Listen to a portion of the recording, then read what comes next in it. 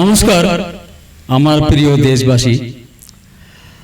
আজকে 2026 সালের 15ই আগস্ট, এই আমাদের এই স্বাধীনতা দিবসের এই আনন্দের দিনে আমরা আমাদের প্রিয় কবি দ্বিজেন্দ্রলাল রায়ের লেখা একটি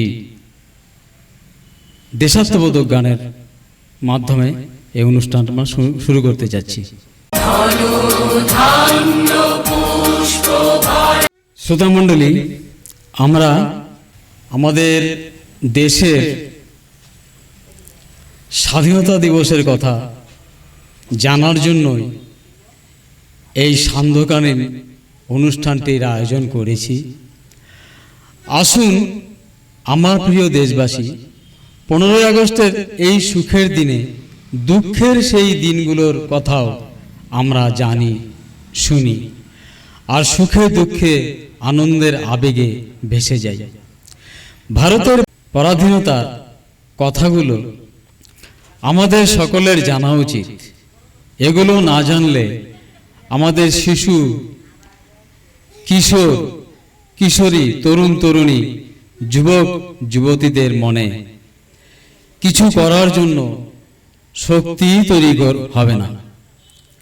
এই পৃথিবীতে আমাদের প্রিয় জন্মভূমিকে 1 নম্বর স্থানে নিয়ে যাওয়ার তাগিদ আমরা অনুভবই করতে পারব না। যারা এই দেশের জন্য, দেশের স্বাধীনতার জন্য প্রাণ দিয়েছিলেন, তারা হলেন এক একজন অধিনায়ক আমাদের কাছে। আমরা এখন সেই সম্মানীয় অধিনায়ক, যেমন নেতাজি সুভাষচন্দ্র বোস, মহাত্মা গান্ধী, মাস্টারদা সূর্য সেন, ক্ষুদিরাম বসু, বিনয় বাদল দীনেশ, মাতঙ্গিনী হাজরা, ভগৎ সিং, বাল গঙ্গাধর তিলক, আরও অনেকে আছেন। এদের প্রতি শ্রদ্ধা জানিয়ে জাতীয় সঙ্গীতটি আমরা গাইব। জাতীয় সঙ্গীতটি লিখেছেন আমাদের বিশ্বকবি রবীন্দ্রনাথ ঠাকুর। তারপর জানব কিভাবে আমাদের দেশ পরাধীন হয়েছিল ইংরেজ তথা ব্রিটিশদের কাছে।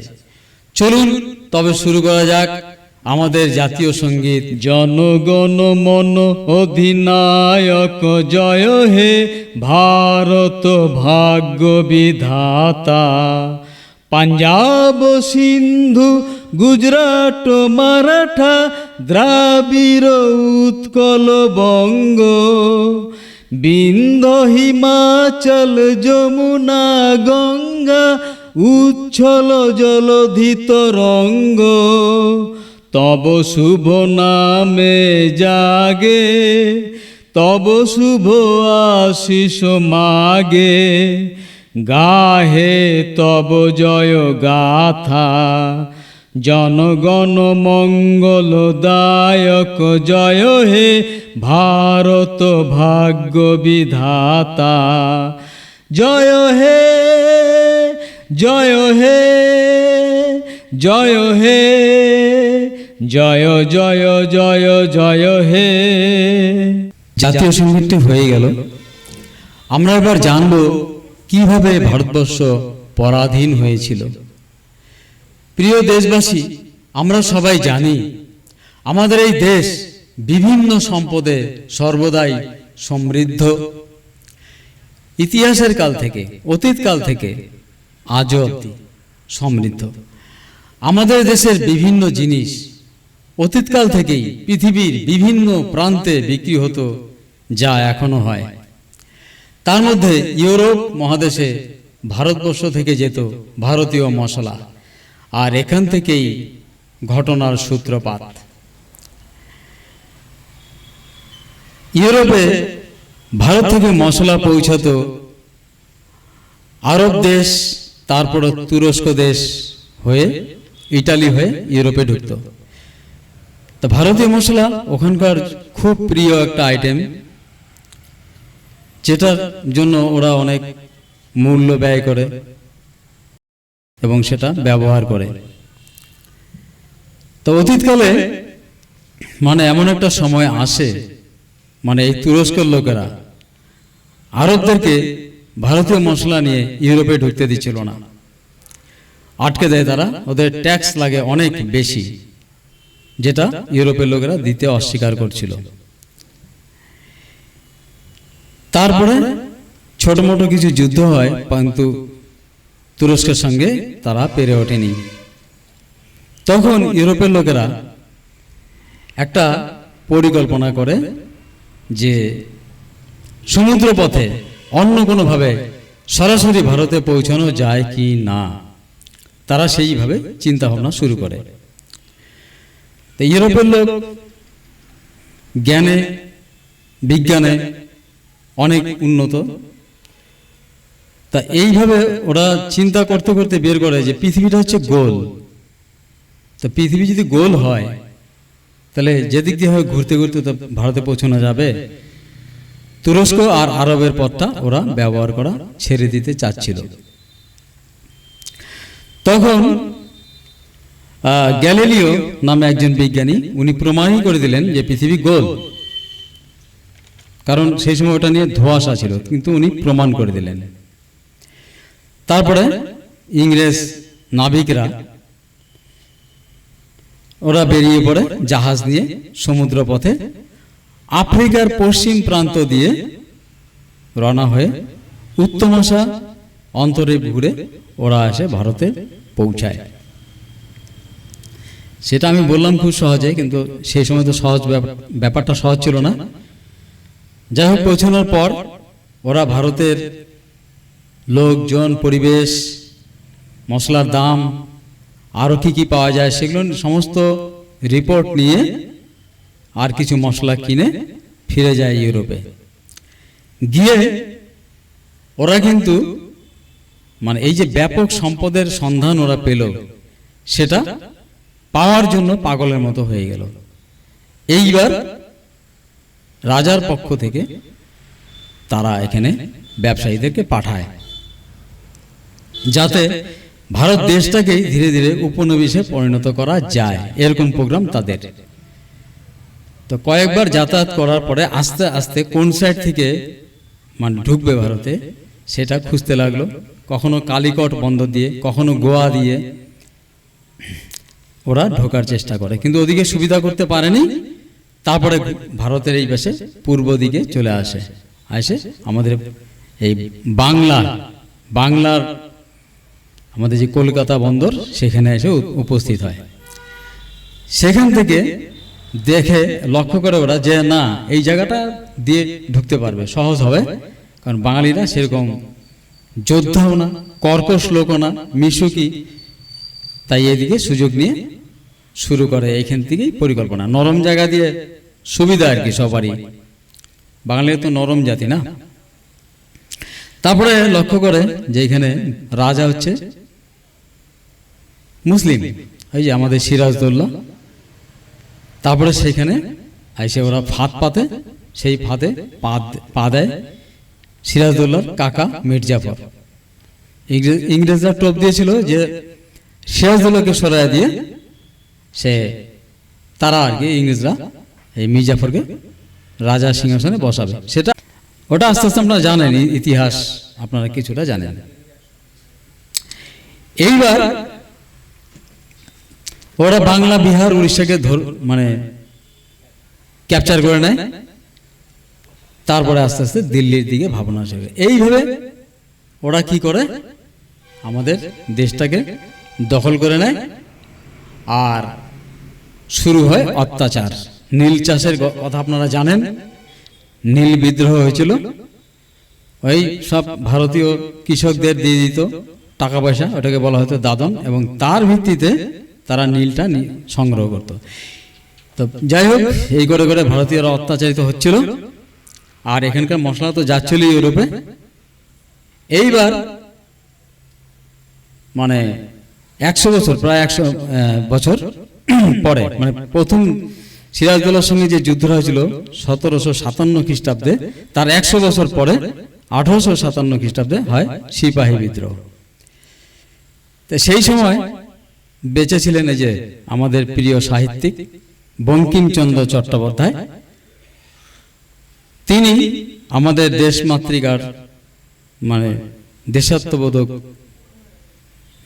দেশমাতৃকার জন্য দেশাত্মবোধক গান লিখলেন, সেটা হচ্ছে বন্দে মাতরম গানটি। আমরা এখন সেই গানটি শুনবো। বন্দে মাতরম। বন্দে মাতরম গানটা আমরা শুনলাম। ব্রিটিশ ভারতের প্রথম রাজধানী ছিল কলিকাতা, তাই ভারতের স্বাধীনতা আন্দোলনের দায় বাঙালিরাই মাথা পেতে নিয়েছিল। ইতিহাসের পাতায় পাতায় সেই বীরত্ব কাহিনী আমরা পড়েছিলাম। এখন সেগুলো স্কুল কলেজে পড়ানো হয় কিনা জানি না। পরাধীন ভারতের সেই সময় নেতাজি সুভাষচন্দ্র বোস, গান্ধীজি, বাঘাযতীন, মাস্টারদা সূর্য সেন, ক্ষুদিরাম বসু, প্রফুল্ল চাকি, বিনয় বাদল দীনেশ, মাতঙ্গিনী হাজরা, বাংলার বাঘ আশুতোষ মুখোপাধ্যায়, দেশবন্ধু চিত্তরঞ্জন, ভগৎ সিং, বাল গঙ্গাধর তিলক, খান আব্দুল গফফর খান, এনারা ভারতের প্রান্তে প্রান্তে দিকে দিকে তীব্র আন্দোলন গড়ে তুলেছিলেন। বিপ্লবী রাসবিহারী একটি ফৌজ গঠন করতে জাপানে চলে গিয়েছিলেন। ভারত থেকে জাপানে পালিয়ে গিয়েছিলেন রাসবিহারী বসু। সেখানে তিনি জাপানিদের হাতে বন্দী ইংরেজ সেনাবাহিনীর ভারতীয় সদস্যদের নিয়ে গড়ে তুলেছিলেন আজাদ হিন্দ ফৌজ। এই আজাদ হিন্দ ফৌজের পরবর্তী সর্বাধিনায়ক হয়েছিলেন নেতাজি সুভাষচন্দ্র বোস। নেতাজি আজাদ হিন্দ বাহিনী সদস্যদের বলেছিলেন, তোমরা আমাকে রক্ত দাও, আমি তোমাদের দিব স্বাধীনতা। ওই আজাদ হিন্দ ফৌজের দৌরাত্মেই ভারত আজ স্বাধীনতা পেয়েছে। ভারতের স্বাধীনতা আন্দোলনে বহু ভারতীয় প্রাণ বিসর্জন দিয়েছিলেন। আসুন দেশবাসী, প্রাণ বিসর্জন দেওয়া সেই বীর শহীদদের জন্য আজ দুফোঁটা চোখের জল ফেলি আর তাদের প্রতি শ্রদ্ধা জানাই। এখন একটি দেশাত্মবোধক গান আমরা শুনব। এই গানটি লিখেছেন রামচন্দ্র নারায়ণজি দ্বিবেদী। গানটির প্রথম লাইনটি হচ্ছে, ইয়ে মেরে বতন কি লোগো।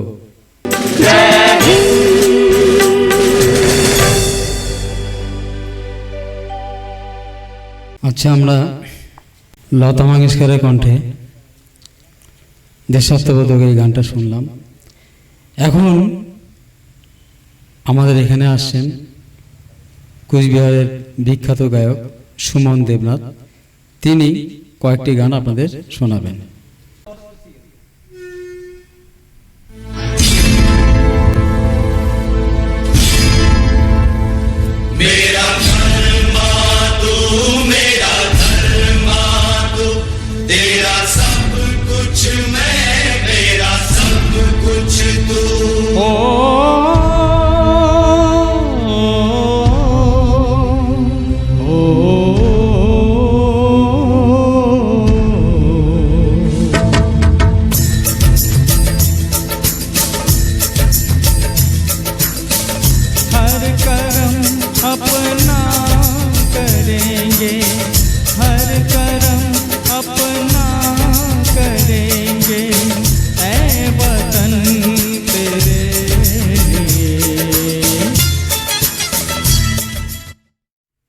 দেশবাসী, স্বাধীনতার পর আমরা কবির লেখা ভারত আবার জগৎ সভায় শ্রেষ্ঠ আসন লবে, এই ভাবনাকে সামনে রেখে এগিয়ে চলেছি।